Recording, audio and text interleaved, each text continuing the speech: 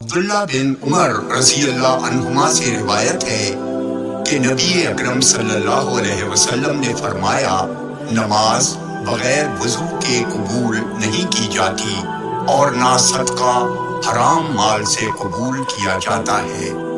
جامع ترمذی حدیث نمبر 1۔ یہ حدیث صحیح ہے۔ ابو ہریرہ رضی اللہ عنہ کہتے ہیں کہ رسول اللہ صلی اللہ علیہ وسلم نے فرمایا، جب مسلمان یا مومن بندہ وضو کرتا اور اپنا چہرہ دھوتا ہے تو پانی کے ساتھ یا پانی کے آخری قطرے کے ساتھ اس کے چہرے سے وہ تمام گناہ جھڑ جاتے ہیں جو اس کی آنکھوں نے کیے تھے، یا اسی طرح کی کوئی اور بات فرمائی۔ پھر جب وہ اپنے ہاتھوں کو دھوتا ہے تو پانی کے ساتھ یا پانی کے آخری قطرے کے ساتھ وہ تمام گناہ جھڑ جاتے ہیں جو اس کے ہاتھوں سے ہوئے ہیں، یہاں تک کہ وہ گناہوں سے پاک و صاف ہو کر نکلتا ہے۔ جامع ترمذی حدیث نمبر 2۔ یہ حدیث صحیح ہے۔ جابر رضی اللہ عنہ روایت کرتے ہیں کہ ابو قتادہ رضی اللہ عنہ نے نبی اکرم صلی اللہ علیہ وسلم کو قبلے کی طرف منہ کر کے پیشاب کرتے ہوئے دیکھا ہے۔ جامع ترمذی حدیث نمبر 10۔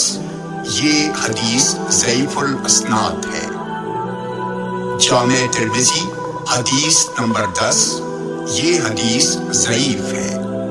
عبداللہ بن عمر رضی اللہ عنہما کہتے ہیں کہ ایک روز میں اپنی بہن حفصہ رضی اللہ عنہا کے گھر کی چھت پر چڑھا تو نبی اکرم صلی اللہ علیہ وسلم کو دیکھا کہ آپ شام کی طرف منہ اور کعبے کی طرف پیٹھ کر کے قضائے حاجت فرما رہے ہیں۔ جامع ترمذی حدیث نمبر 11۔ یہ حدیث صحیح ہے۔ ام المومنین عائشہ رضی اللہ عنہا کہتی ہیں کہ جو تم سے یہ کہے کہ نبی اکرم صلی اللہ علیہ وسلم کھڑے ہو کر پیشاب کرتے تھے تو تم اس کی تصدیق نہ کرنا، آپ بیٹھ کر ہی پیشاب کرتے تھے۔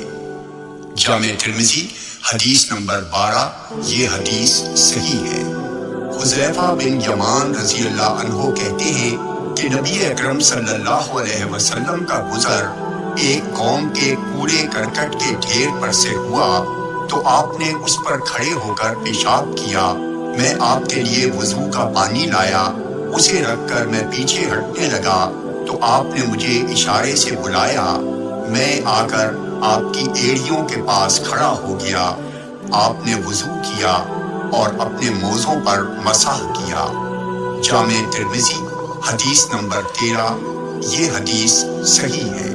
انس رضی اللہ عنہ کہتے ہیں کہ نبی اکرم صلی اللہ علیہ وسلم جب قضائے حاجت کا ارادہ فرماتے تو جب تک زمین سے بالکل قریب نہ ہو جاتے اپنے کپڑے نہیں اٹھاتے تھے۔ دوسری سند میں اعمش سے روایت ہے، ابن عمر رضی اللہ عنہما کہتے ہیں کہ نبی اکرم صلی اللہ علیہ وسلم جب قضائے حاجت کا ارادہ فرماتے کپڑے جب تک زمین سے قریب نہیں ہو جاتے نہیں اٹھاتے تھے۔ جامع ترمذی حدیث نمبر 14۔ یہ حدیث صحیح ہے۔ ابو قتادہ حارث بن ربیع انصاری رضی اللہ عنہ کہتے ہیں کہ نبی اکرم صلی اللہ علیہ وسلم نے اس بات سے منع فرمایا ہے کہ آدمی اپنے داہنے ہاتھ سے اپنا عضو تناسل چھوئے۔